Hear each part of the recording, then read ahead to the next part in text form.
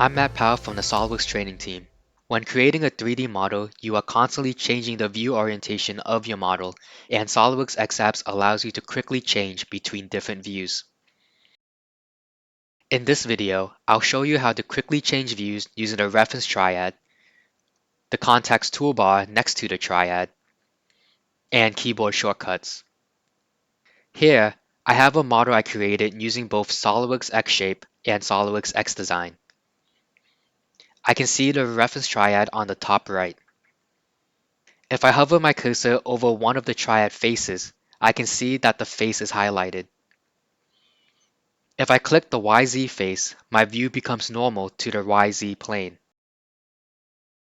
If I click the YZ face again, the view flips 180 degrees.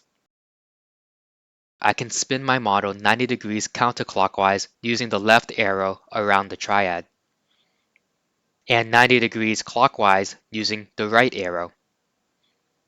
If I hover my cursor over an axis, you can see the graphic pops out, and if I click on it, my view becomes normal to that axis.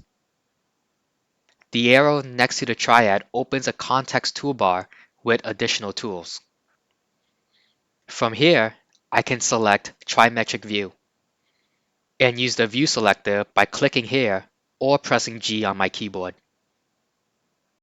Speaking of keyboard shortcuts, like SolidWorks, you can use Ctrl 1 through 7 to quickly switch views.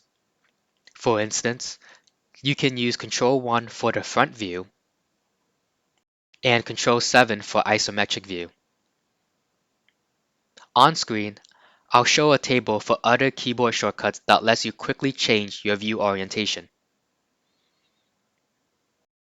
Thank you for watching this video. If you found this content helpful, visit the site below to access more content to help you be more efficient using xShape.